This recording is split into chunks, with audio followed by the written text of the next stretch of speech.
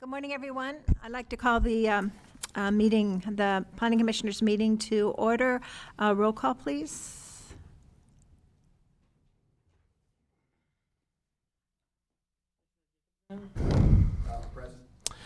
Commissioner Holtkamp. Present. Commissioner Purnell. Commissioner Perkins. Present. Chair Ogle. Present. Thank you. Thank you. And we have two commissioners who are absent by previous arrangement. Do we have a determination of legal notice? Yeah, the case on the agenda has proper legal notice. Thank you, Jim. And do we have a director's report? Thank you, Madam Chair. Brent Schultz, Planning and Building Services Director. Good morning, and I wanted to welcome Scott Perkins, our new commissioner. I think all the planning department is proud because he worked with us here, but he's now with the city of Fort Bragg, and we're excited to have him here and just want to welcome you. I don't know if you want to say anything or. Sure, I guess. Thank you very much. I want to thank Supervisor Jurdy for appointing me to the seat and the board for confirming it. I know that this seat's been served with distinction for a long time, so I hope I can do a little bit of justice to that, and I look forward to learning a lot and doing what I can to help. Thanks a lot. Great. We're excited to have you, Scott. And I just wanted to, for everybody's information, the housing element, Jesse continues to work diligently to get that in. I keep harping on, we have to get that in by the 14th of December, or I turn into a pumpkin, because it goes from instead of an 8-year plan, a 4-year plan. So we had, everyone did have a compressed schedule from the state, and we've worked hard. PlaceWorks is, done, but we start taking it through that process. And I just want to encourage the commission, if they can, to really read that thing before the meeting, be ready with your questions, and hopefully you will recommend approval of it onto the supervisor so we can get it to the state through the commission and the supervisors into the state. I want to have an 8-year plan because those take a lot of time to get done. This is like my 10th housing element. They're very important, and it's going to be important for us as a guiding principles on how we go forward and try to encourage more housing. But it's also important we get it into HCD because they have quite a lot of housing elements they're reviewing and approving, and we want to get ours in there. So that's happening. Excuse me, who's ACD? Housing and Community Development, the state. It ultimately goes to them, and they approve the document. And that'll be coming on the 17th. Oh, Next meeting. yeah, it'll be coming on the next meeting. Well, if you, get it out to us soon, yeah, okay? it's going to be, Because they and usually are pretty, they're thick. And as you read it, if you have any questions, call me, call Julia. We'll answer your questions, Jesse, on it. are they printed yet, James? I want to let everybody know, too, that the coastal cannabis ordinance and the coastal accessory dwelling units ordinance are going November 5th to the supervisor. So if you're on the coast, it's going to be in the town of Mendocino. Hopefully, if that gets approved, that'll be really, to me, a watershed day because we will get coastal cannabis going out through to the state, and then it goes on to coastal commission. It's not done then, right? We have to go through the coastal commission. And accessory dwelling units, another important ordinance to get more housing on that coast. Our permit activity is still way up. We are really, building department and everybody at that front counter are working hard. And I really appreciate all their help. It looks like we're gonna be right up there, with our activity, 3,700 permits. We almost doubled from the year before I got here, and everyone's really running fast. It's funny you hear about, the economy. We're not seeing it yet. So Do you think this is mostly fire recovery that's spurring the extra permits? it's all kinds of things. It's hoop houses, tons of hoop houses, gotcha. upgrades of service panels, re-roofs. Oh, and by the way, we do have e-permits now. We have 4 permits online. You can get your re-roofs, service panel upgrades, HVAC systems, and water heaters. She's got 10 now. We had 4, we're up to 10. Our plan is to get as much stuff as we can online. People come from long distances. We'd rather have them do it online if they can. So hopefully, and that's the board directive for us to do that. And then lastly is you know, I don't know if you heard the supervisors talking about satellite imagery and looking at that. We are going to study, Humboldt uses it for their code enforcement operations.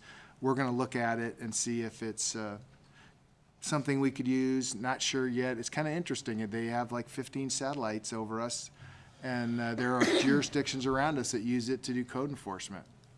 And we'll see how that, we're talking to Humboldt right now about it. And that concludes my presentation. And if you have any questions.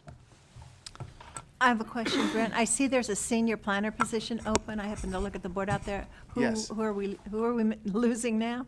No, that was the open position we had when Bill Kinzer retired at the Coast. We're filling that position. If you know anybody who's interested in that, please have them. Do you know what the deadline is, Julia? I believe it's October 11th is the deadline to file, which is next week on Friday.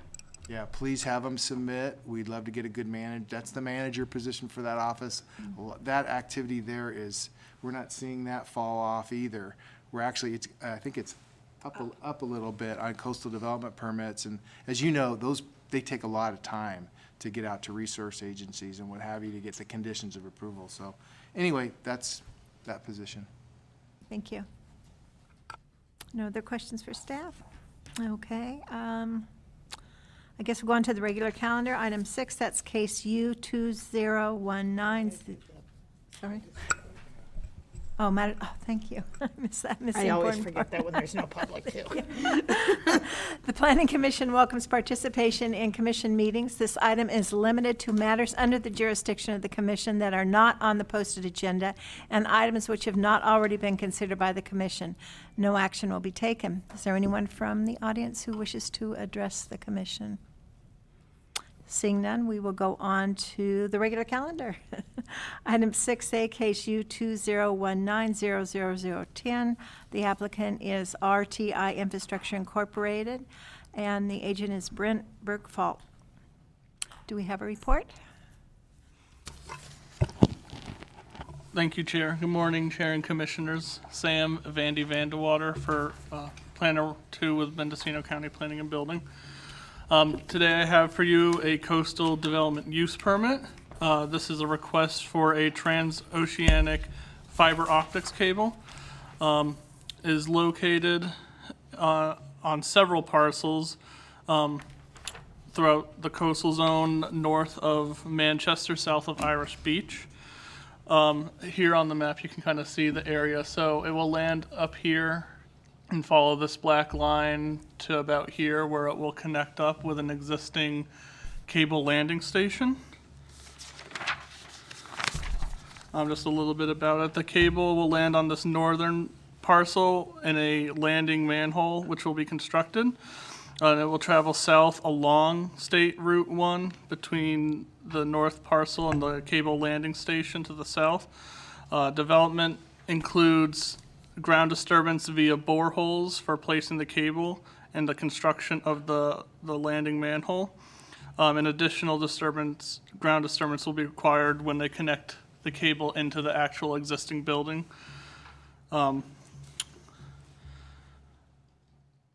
So for the route that it's taking, the cable does not land on a parcel that is in an agricultural preserve, but it will be traveling through several parcels along State Highway 1 that are within a Williamson Act contract.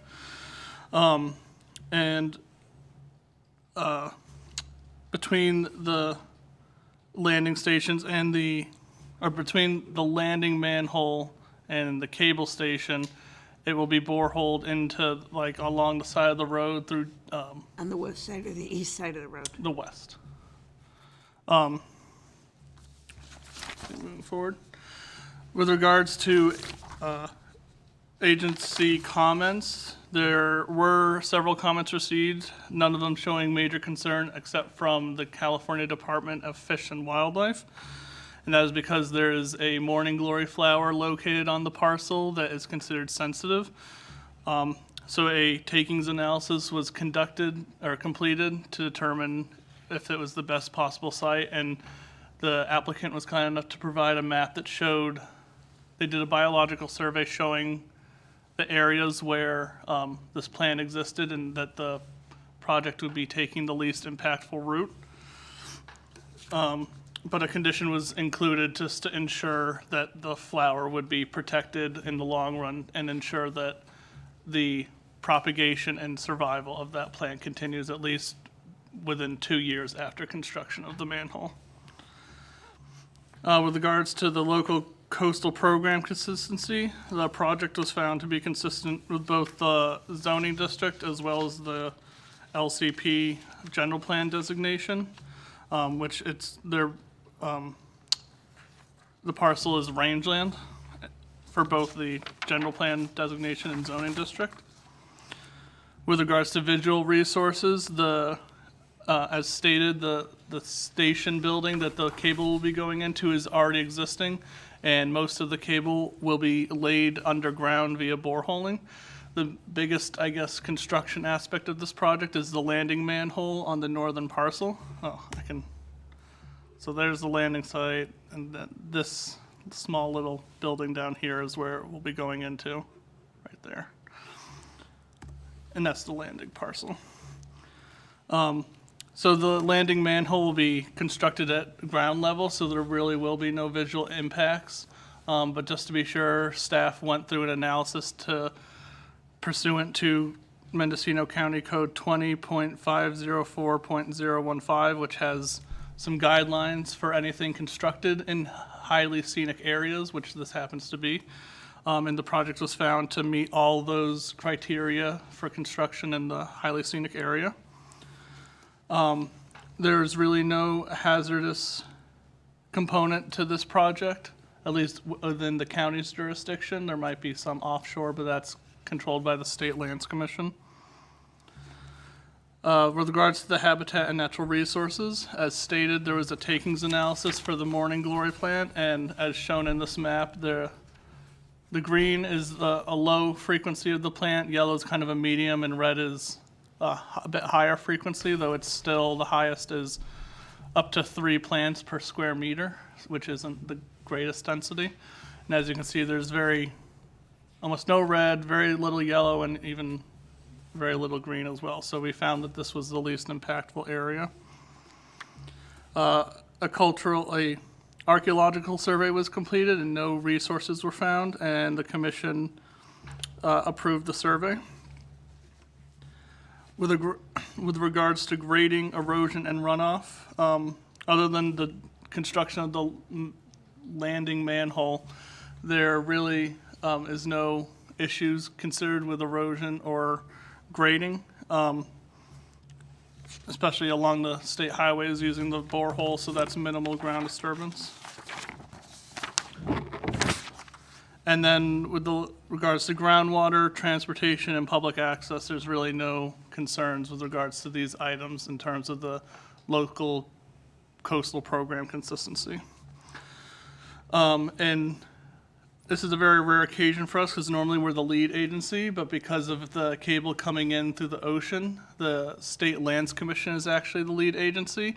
So they conducted an initial study and adopted a mitigated negative declaration, which the county has found to be consistent with our local coastal program, and we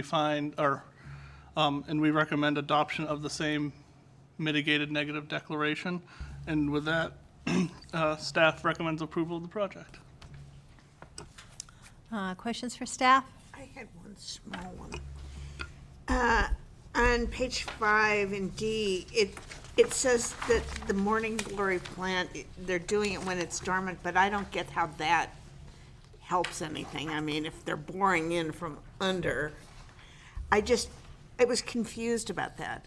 I don't have any objection to this project, but it says the Morning Glory plant is dormant, and thus the proposed project as conditioned would retain functionality of the local habitat. Is that just because it'll spread back in, or what is the story on that? It didn't make too much sense. Sure, Van D, Planning and Building. So the Morning Glory lays its seeds out when it's in its dormant state, and that way, with the construction, Oh, so it'll just... it really, unless the ground's disturbing the soil in which those seeds are, which, as you can see, they're not paving this area, it's just gonna be the access area. so gravel. So other than this area, it's really the seeds that are being protected. And so I believe through one of our conditions, as well as the mitigated negative deck prepared by the State Lands Commission, they are required to revegetate those areas once disturbance is not necessary. Thank you. Yeah, I just have a question, more curiosity than anything else. I remember when they built the facility south of Manchester. That facility is operated by who? The one at the south end of Manchester. Are you referring to this one down here? Correct. That's AT&T. Correct. Yeah, level 3. Yeah. I think- The AT&T site is at the end of Kinney Road.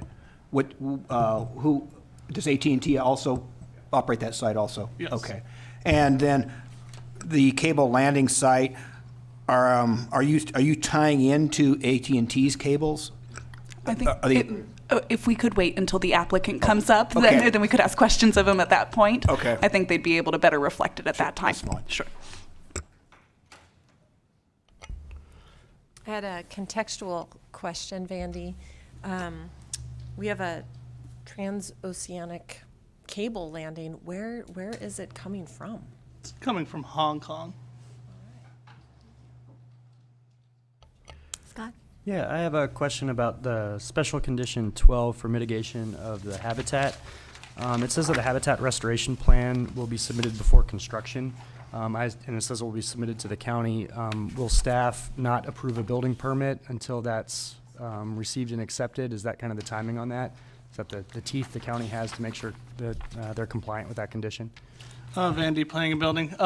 That is, I believe that's what we would do, but we could add that language into the condition to ensure that that's what happens. I believe they actually have the plan ready for us, so they can submit that at any time. Okay. Other questions? I had a couple of comments and hopefully maybe corrections. On page 4 of the report, under item 2, the second paragraph, it's really wordsmithing, but let me see, on the second sentence, the maximum height for the infrastructure should be built instead of building.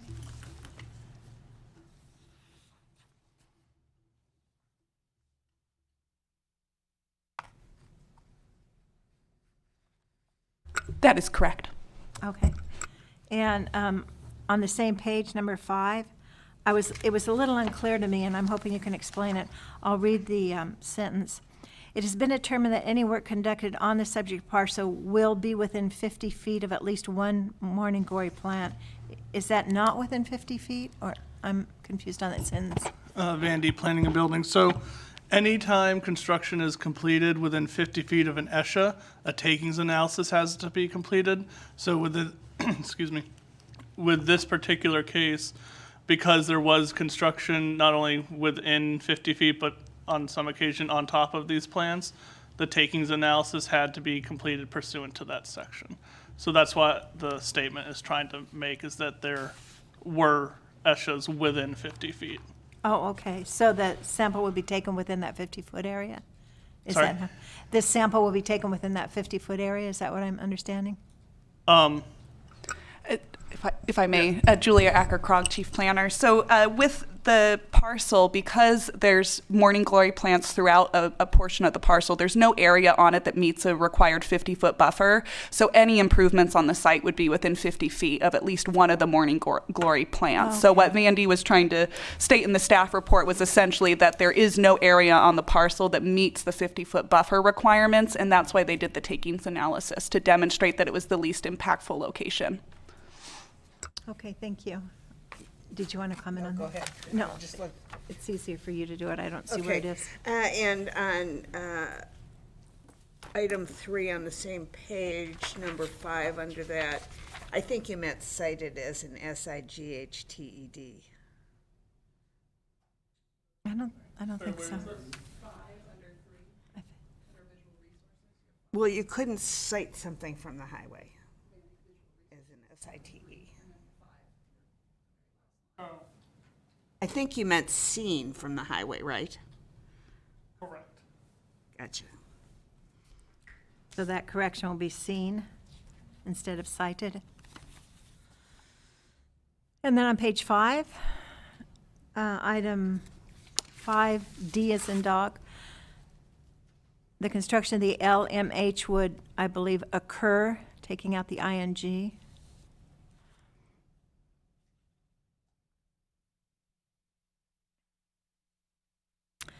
And that same page, item F, I'm not really sure, I have a question mark here, so I'll have to read it. The proposed project entails the development of an 8 by 12-foot manhole that will cover less area than structures that typically do not require building permits. Is that how it's supposed to read? Okay. Go ahead. Vandy Planning and Building. That is how it's supposed to read. I just, now reading it, it's just poorly written. And if I may, just for your knowledge, structures that are less than 10 by 12 typically do not require a building permit. So that's what it's trying to reflect here, is that it's the size is so small that typically, other structures of this similar size would not trigger the need for a building permit through our department. Okay, thank you. And Julia, is that footprint or roof line? There's also a height requirement too. It has to also be under 15 feet in height. Okay. Yes. No, 15 for not requiring a building permit. Yes. And is the 10 by 12 building like the foundation footprint? It's or just the saying roof really line? under 120 square feet and less than 15 feet in height. So however you want to work out that 120 square feet, that's really, it doesn't have to be a perfect 10 by 12. It could be, 5 by 8, something So like it that. could be the walls and maybe the outside of the roof is over 1 or 2 feet, and that would not include the I overhang. would want to defer to our building division on that. I don't want to misspeak and say that I don't want to speak for them incorrectly, but there is our frequently asked questions on our website that does include what's exempt from needing a building permit, and there's some standards you have to look through, and of course, if there's any electrical or plumbing associated with it, typically you'd need a permit for that. Okay. Thank you. And sorry, back to my wordsmithing on page 5. Let me see, 5K, the last bullet point there, I think I see it. as noted throughout this report.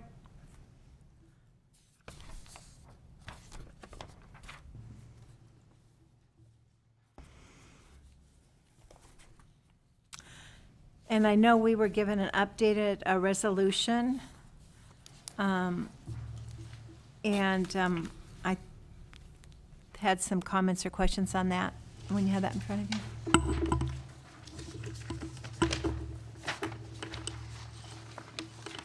So Julia Acker-Krog, I can just at least say the revised resolution is really more just to have a little bit of cleanup to really reflect that we are a responsible agency in this instance, and not the lead agency with regards to CEQA. So we just added some clarifying language, including the state clearinghouse number of the document that has been already adopted by the State Lands Commission, just to make it a little bit of a cleaner resolution, and there's no changes to any conditions of approval. Okay, thank you.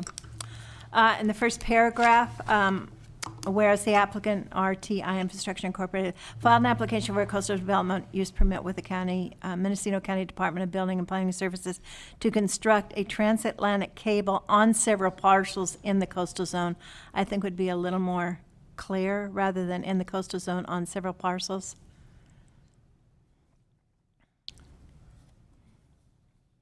It's just kind of switching, but I think it's a little bit clearer that way.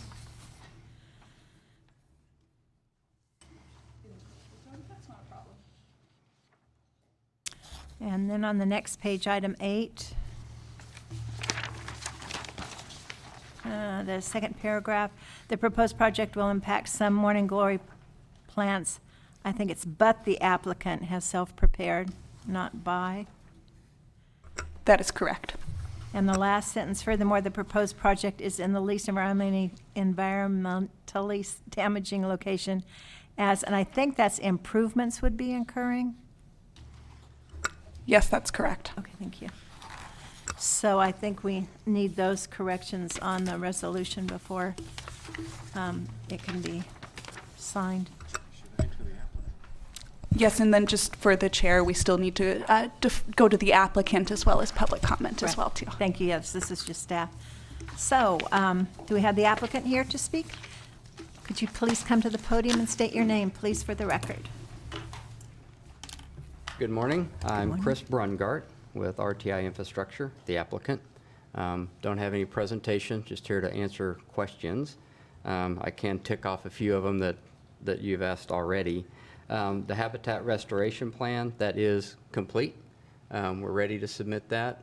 We did submit a copy to the Department of Fish and Wildlife and received a comment back from them that they had no further objections. So they're satisfied with that plan. The landing manhole you're talking about, the size and the structure, that's buried.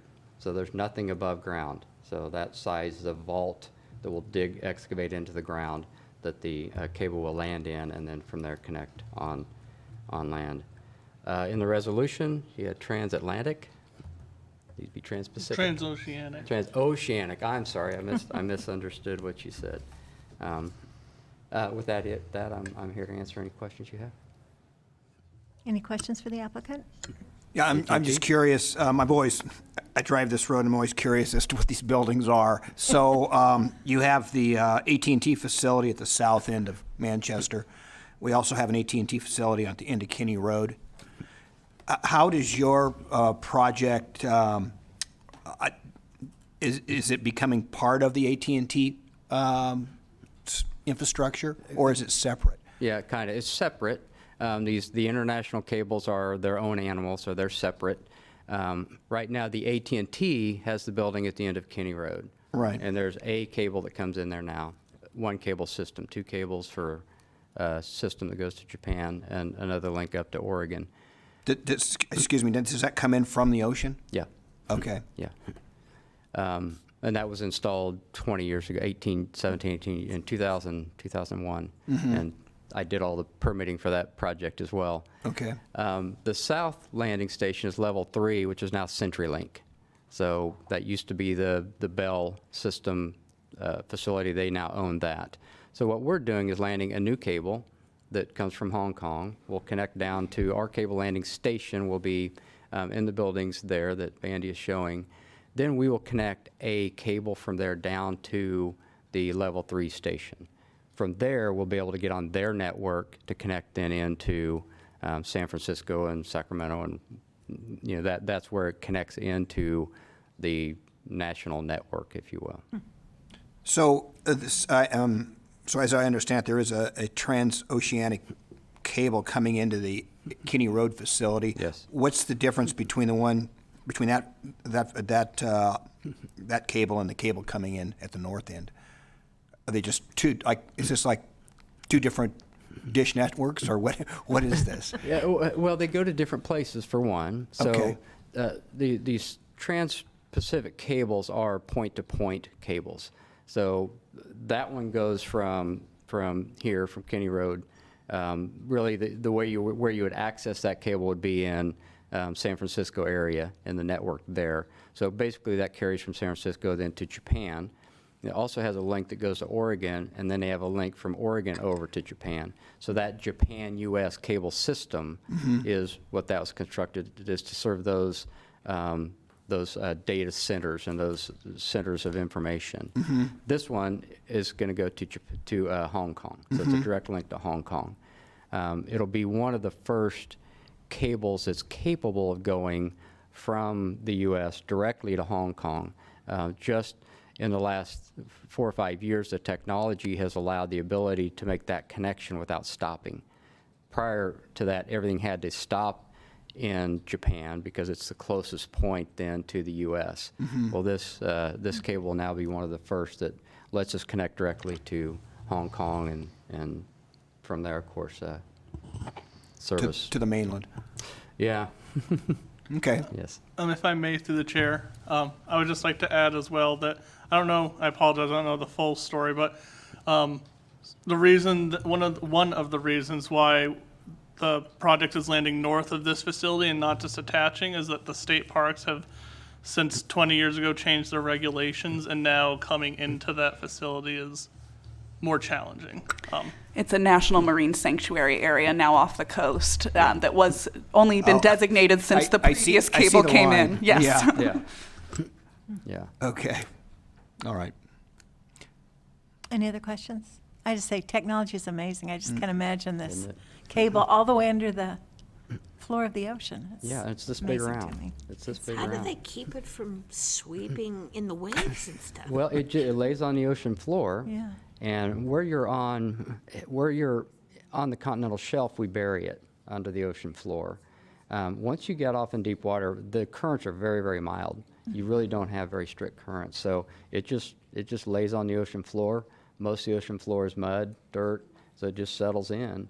In fact, we're just got the first ever permit to cross the Marianas Trench off of Guam. So it's not the first cable, but since it's become a National Marine Monument, we now have to. It's now regulated, and so just about a month ago, got the first permit to lay a cable under the Marianas Trench, which is it's 5 miles deep. So it will just lay it along the bottom of that trench, and Amazing. that's pretty Gosh, amazing. can you put cameras on all of it? It'd be really interesting Wouldn't to that see be what's going on interesting? there. Yeah, It'd be a great research If only you thing. could do such a thing, but no, the cable, it's very high capacity, right? So it's the equipment that powers it. It's like a major transmission line for electricity. You can't plug your cell phone into that, it'll blow it up. So in order to use that, you have to have all this equipment to be able to actually access that cable. Just because of how it all works. So Well, I cameras just along meant the to way. you actually just- paste it onto the side of the thing just to see. Oh, yeah, that would be interesting. Can you paint a picture for us about how this is going to serve the local, statewide, or national networks? Yeah. So you have to think globally of telecommunications infrastructure. There's networks. The web is all based on, this web of telecommunications connections. Everything we do is on a fiber optic cable. When you make a phone call from here to Sacramento, it's not on airways. It's on airways to the nearest cell tower. There it's connected by fiber, and fiber to the nearest cell tower to the person you're talking to, whether it's in Sacramento or Tokyo. So everything is about fiber and these networks. The networks are becoming more and more complex, and with artificial intelligence, meaning machine-to-machine communication, it's becoming more of an ecosystem. So it can restore itself. So the more links you build, the more resiliency those networks have, the more capacity they carry, the more resiliency and redundancy that gets built in.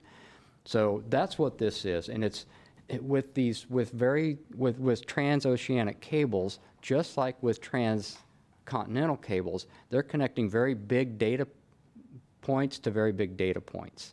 So this really is connecting San Francisco Bay Area to Hong Kong, and the other networks feed all into that. So communications coming from Ukiah would go down to Sacramento and then San Francisco, and then access this cable to get to Hong Kong.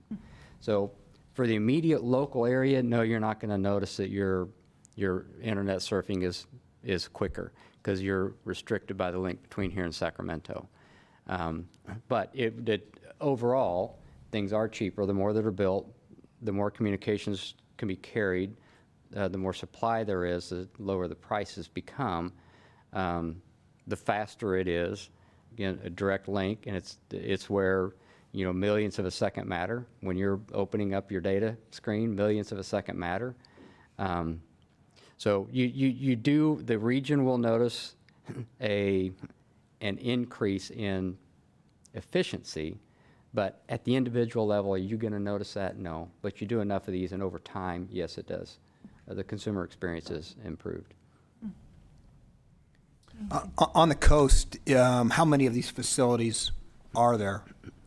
I always find it interesting that we have one in Manchester. Yeah, if you want to go in California, you've got this. The AT&T station receives subsea cables.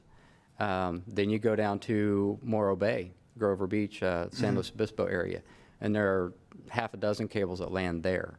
Okay. And then you go down to Los Angeles, where there are 6 cables that land in the Los Angeles area.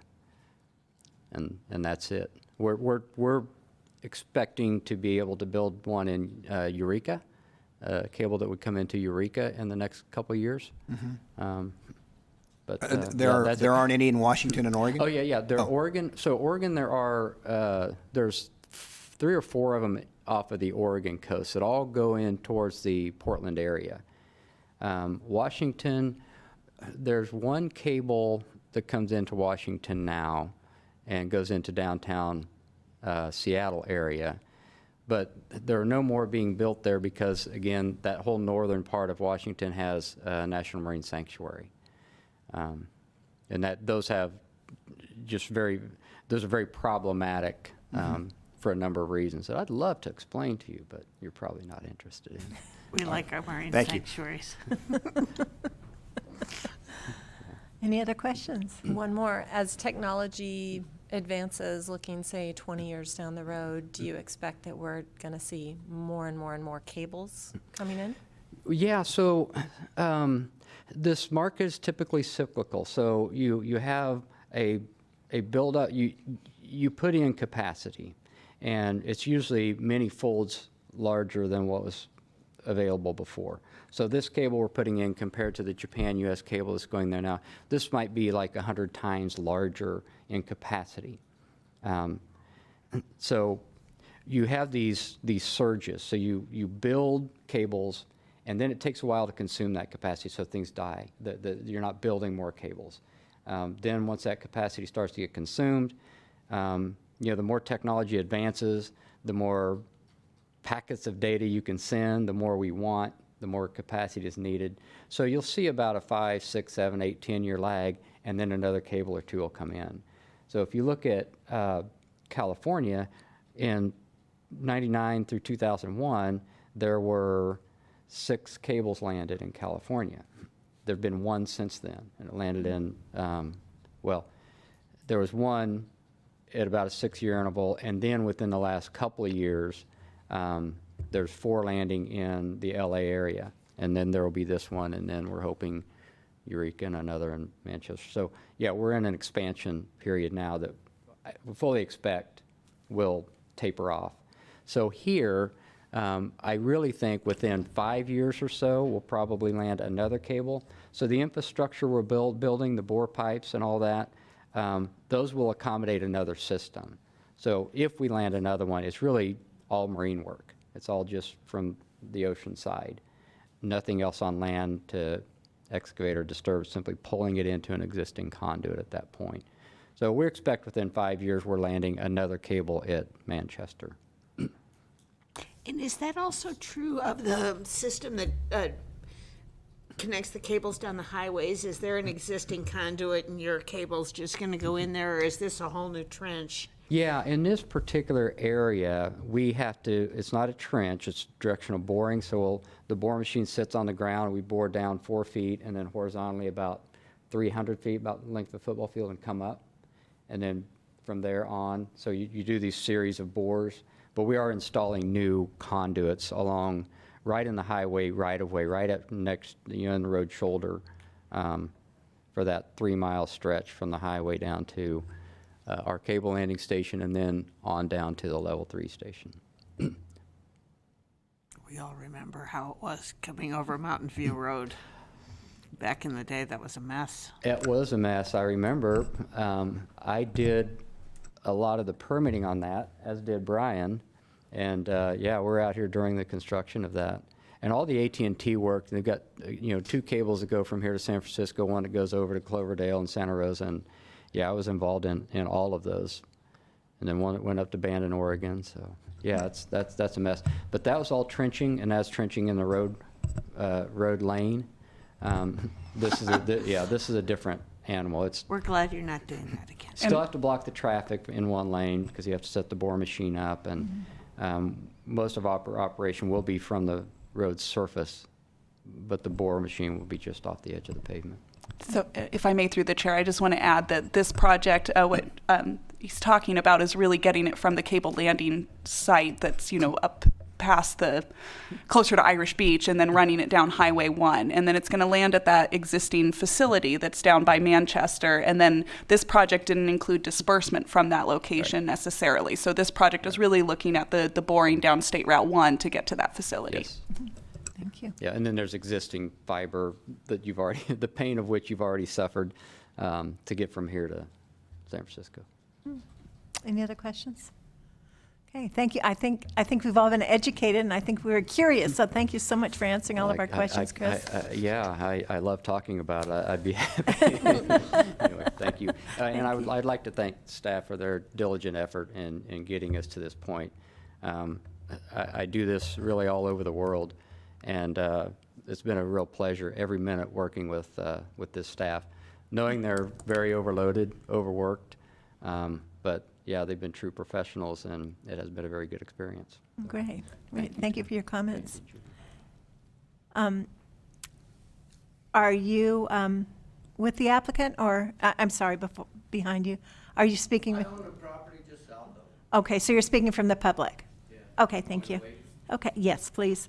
We are at that point. Are there any members of the public who wish to address this item? Please come forward and state your name.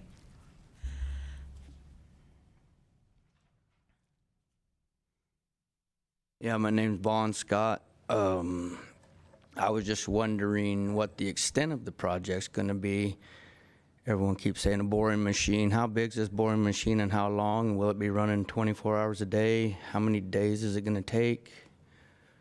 What is the impact going to Look be? at us, we need to ask them.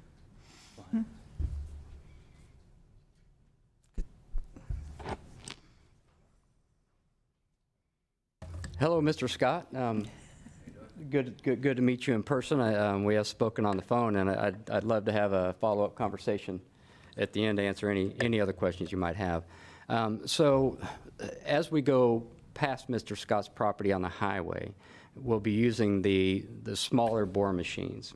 So they're about the size of a good-sized pickup truck, the bore machine itself. It has another equipment truck behind that that's about the same size. So that's the bore operation. Of course, we have dump trucks. You have to dig a hole, and so you'll have other equipment there. And then that's just daylight only, according to Caltrans regulations. On the property to the north of Mr. Scott's property, we have to set a large bore machine up. And Randy, if you could go to that site plan for the landing parcel, there you go. So if I could drive here for a second. Here in the, up here, that box, we'll set up a bore machine, and we'll bore out below, under the bluff, under the beach, and out into the ocean beyond the surf zone. So that's a very large steel pipe we'll install. So you're not disturbing the beach, you're not disturbing the surf area. So that's a large bore machine. It's the size of about a diesel, about the size of a truck, a large 18-wheeler truck, and it just tilts up. So that machine sits there, and it bores that hole. It has about, if you think about 4 semi-loads worth of support equipment is what will be set up in that rectangle and in that staging area. So you have a mixer machine that mixes the fluid, and then you have a pump that pumps, runs the pump, so it will run the actual bore machine, and a control shack, and then just some miscellaneous equipment. So it's a pretty significant setup. Typically, it takes us about a week, a little less than a week, to set up and get ready. We're going to plan to install 2 bores, so each one of those will take a week, and then about a week to clean up and set the beach manhole. So total of about a month. And just operating during the daylight, is that what you said? Yeah, it's Thank you. daytime operations. Okay. Yeah. And then what about the going down the highway to connect to the other? Yeah, that's the small machines then that we talk, that will take about 2 months total to get from, and it moves at about 300 feet a day. Then you come back and put manholes. So yeah, it's about a 2-month total work process along the highway. Thank you. And what type of noise or other nuisance would you anticipate neighbors might experience? Yeah, it's typical construction vehicle. The bore machine is run by a diesel powered generator that runs the pumps, and it's about like I'd say a semi truck running is about the noise you would hear. Does it do anything to the activity of the earth? Like, okay. No, it's you're only drilling a hole about this big, and the machine you can't feel. There's no vibration associated with it, right? Or very little, very localized, just at the drill head where you're installing that. Will it require traffic control on State Highway 1? Oh yeah, Okay. yeah, because we're working right on the edge of the road. We'll have to block one lane, so we'll have one lane open at all times. So we'll have flaggers and traffic control while we're on the highway. Thank you. Any other questions? Did that answer your question, sir? Great, thank you. Okay. I was just curious, looking at the parcel map, where the parcel is that we've just been discussing. I don't know if you have. Right, but you had it. No, go back where you were. Where? Go back to where you were real quick. It's the property directly south, right? And so this is your cabin. Is that what you characterize Andy, that? look at attachment P though and tell us. Yeah. The parcel map.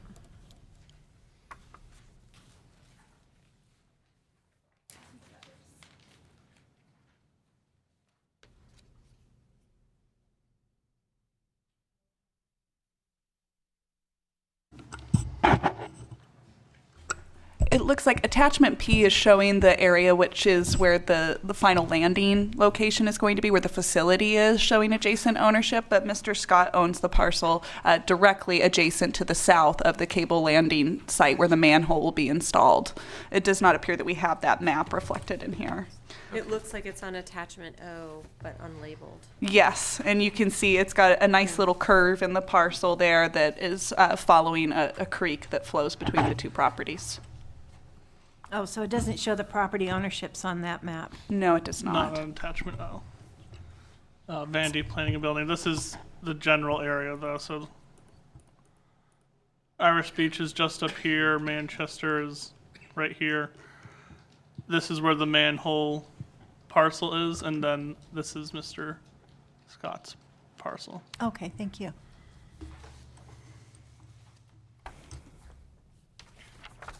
Is there anyone else from the public who wishes to address this item? Seeing none, we'll close the public hearing. Discussion for commission members. Any discussion? If I may, I would just like to call attention to Commissioner Perkins had suggested possible additional language on condition 12, adding that the condition related to the habitat restoration plan be completed prior to issuance of any building permits required for the project. So I just wanted to make sure if we get an affirmative from the commission on whether or not you want to add that additional language. I'm good on that. I'm sorry, could you read it again, Julia? Sure, it would be on condition 12, and as simply we would add at the very beginning of it, stating that prior to issuance of the building permit, comma, the applicant shall adopt a habitat restoration plan. Thank you. Everyone, okay? Thank you. Then I believe we're ready for a motion. I have a quick question if Oh, I could. sorry. I'm curious if it would be appropriate. I recognize that Caltrans will probably limit the working hours of the project that's within the right-of-way through their encroachment permit, but I'm wondering if staff thinks it would be appropriate to condition the work on the private parcel for certain times of day, since we do have a concern about a neighbor and to prevent any kind of nuisance there. We certainly could. We also have our typical condition that says you're subject to all compliance with the zoning ordinance, which does have our exterior noise limit standards. So the applicant would be limited in general by that standard condition that we have. But if the commission wishes to add an additional condition, we can certainly discuss that. I would imagine the noise ordinance that you have is probably sufficient if the rest of the commission's okay with that. Yeah, thank you. Then we're looking for a motion. I'll make the recommended motion and with all the environmental findings, coastal development permit findings, and subject to the amended conditions. And if you'd like, I'll walk you guys through the changes specifically on the resolution here. Thank you. So starting with the first whereas clause, we would revise that first sentence to say, whereas the applicant, RTI Infrastructure Incorporated, filed an application for a coastal development use permit with the Mendocino County Department of Planning and Building Services to construct a transoceanic cable on several parcels in the coastal zone, period. Then we have the changes that have been presented to you by staff. One is adding the close of a parentheses in the second whereas clause related to State Lands Commission, and adding reference to the state clearinghouse number for the already adopted mitigated neg deck. Then under environmental findings, also on page 1, we would be adding language to the sentence there stating that the Planning Commission finds the environmental impacts identified for the project can be adequately mitigated as determined in the mitigated negative declaration prepared by the State Lands Commission and through the conditions of approval or features of the project design so that no significant adverse environmental impacts will result from the project. Therefore, a mitigated negative declaration is adopted pursuant to Government Code Section 15096. Oh, and thank you. Deputy County Counsel just pointed that I missed one in the very top block there, which just is revising the title of this resolution to reflect that you will be adopting a mitigated negative declaration as well. Could we actually, in the second whereas paragraph, actually, instead of saying FCH, spell out State Clearinghouse? That's a very simple change, and yes, we can do that. I think people just don't always get all the acronyms. I can understand. That's in the second whereas clause right here, spelling out State Clearinghouse rather than saying SCH number. So then if we go ahead and flip to page 2 of the resolution and go down to number 8 in findings, we would be changing in the second sentence, it would now read, the proposed project will impact some morning glory plants, but the applicant has self-prepared mitigation methods to limit disturbance. And then in that same section, the last sentence would read, furthermore, the proposed project is in the least environmentally damaging location as improvements would be occurring in existing disturbed areas of the state reserve. Now we have in the be it further resolved clause right below that would again be adding reference to the state clearinghouse number. I'm not sure if you would like for us to spell it out there as well too. I don't care if in the first one you put in parentheses Okay. SCH, but Great. I just feel like the public doesn't always understand these. Great, thank you. So this would reflect then the state clearinghouse number prepared by the State Lands Commission. And then if we go to the conditions of approval and flip to condition 12, that would now read with adding in front of the start of that condition prior to issuance of the building permit. And that is all the changes that I've captured. If there's any additional ones, we can talk about those now.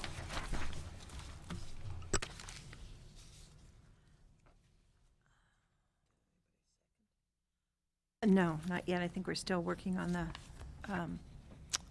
motion.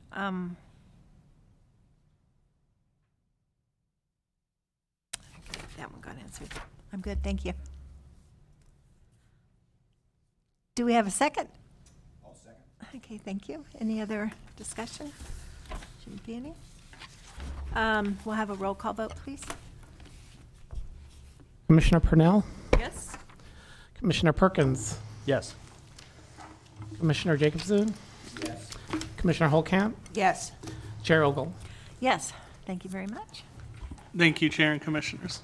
Thank you, Vandy. Matters from staff? Do you have any matters from I have no items at this time. We have talked about several items at our past meetings in September, and we will be coming back with some updates on those, hopefully at our next meeting in October here, October 17th, but I don't have any updates today, but I'm available for any questions you may have. Okay, thank you. Questions for staff? Okay, matters from commission? Any comments, questions from the commission? I had a couple. I wanted to follow up with staff to see if you've had any conversations about whether or not the Planning Commission, whether there's an avenue for us to have any input onto the 2020 planning priorities. That's one of those items that we'll be bringing back, You'll be hopefully, bringing it back. at the October 17th meeting. Okay, perfect. We just have not had sufficient time yet to fully flesh that out, so. Right. And then there's one other item that I've been thinking about because periodically in conversation, the issue of code enforcement comes up because that's sort of like the stick in a lot of the, ordinances and use permits that we do here. And I was curious, as a discussion item with the other commissioners, if you would be interested at all in having just a short presentation, kind of a code enforcement 101 by one of the code enforcement officers, just to help us understand the lay of the land a little more. Like, I'm curious, like what percentage of code enforcement is cannabis related versus blight related. I also know that people in District 3 that have submitted code enforcement complaints in the past have received letters back saying, you didn't make it through our prioritization, we will not be responding to this code enforcement complaint. So I'm also curious about what are the criteria for responding to code enforcement complaints, et cetera, et cetera. I think we can certainly work with our interim manager, Trent Taylor, and look to agendize an item in the future here to come back in front of the commission for a brief presentation on code enforcement in general within the county. And correct me if I'm wrong, Brent. Yes, I think it'd be absolutely appropriate. They are so busy right now, and we're doing just so many environmental degradation cases where we're getting, and it's all complaint driven.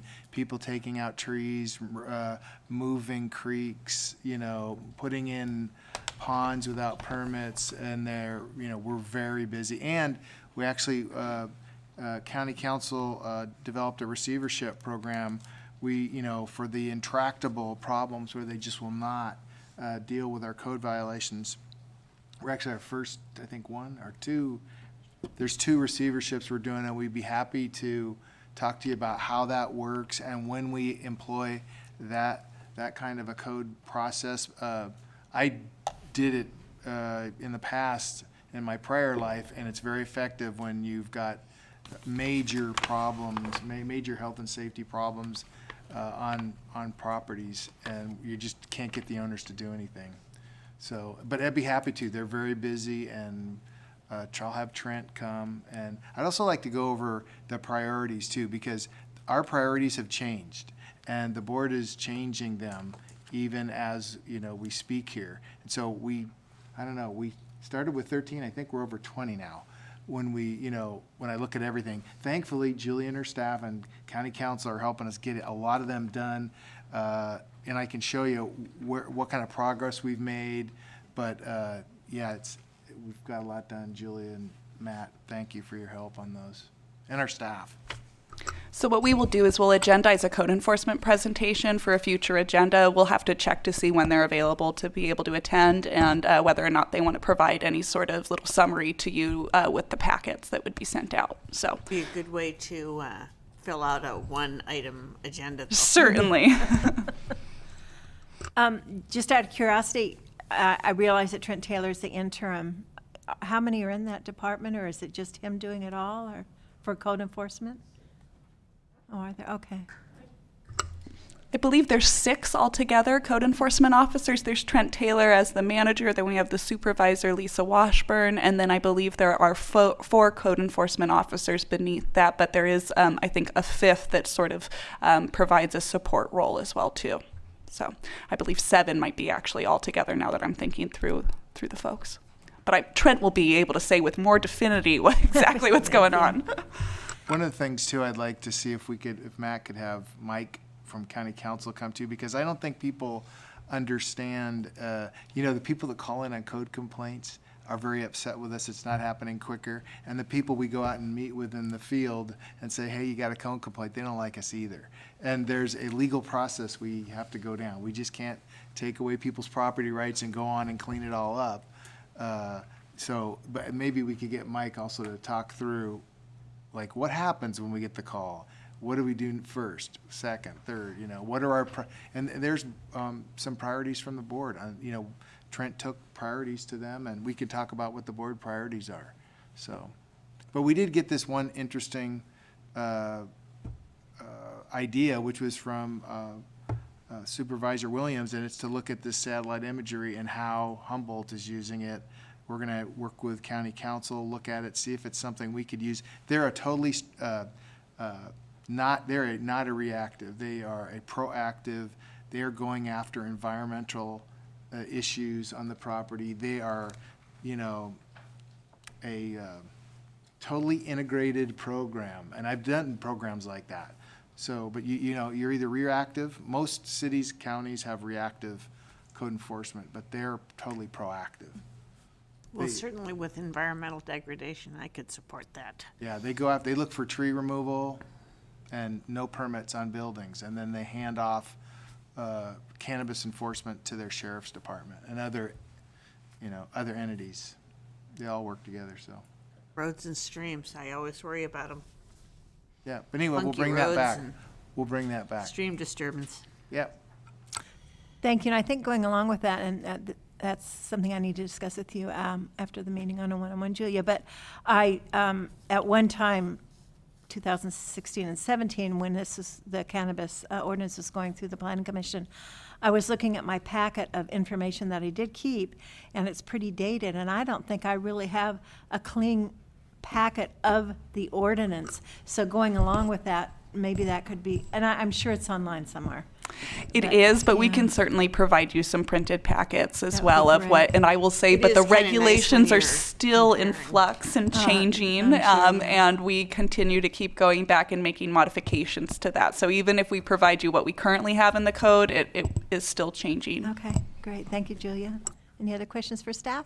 Well, on that same note, is the online, when we look at, say, the inland zoning ordinance online, is that always the most current version? Deputy County Counsel Matthew Godrowski. What's online gets updated multiple times per year, but it isn't automatic with each ordinance adopted by the board. So, for instance, on the cannabis front, it is current as of now, but we just had second reading of the cannabis ordinances for the inland zoning code that the commission heard in July. And that's right, and August, that had second reading at the board. Those will be effective at the beginning of November. So, but those won't be online for some time, at least a few months. But that ordinance the actual ordinance itself that adopted those things will be in the online code, but it'll only show you that ordinance, not how the code has changed for a little while longer.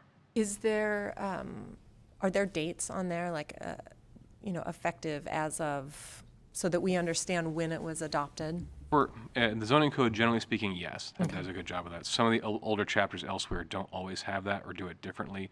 I've seen some code chapters where each paragraph in a section has different dates. We're not usually that particular these days, but once it is codified, Muni Code does say what the last ordinance was that changed that chapter at the very bottom, at the end of that, or at the end of each section, it'll do that. Thank you. Any other matters for commission? We have no minutes to approve, so do we have a motion to adjourn? So move. Thank you. End of meeting. Thank you very much. Feel free to reuse this and call me when the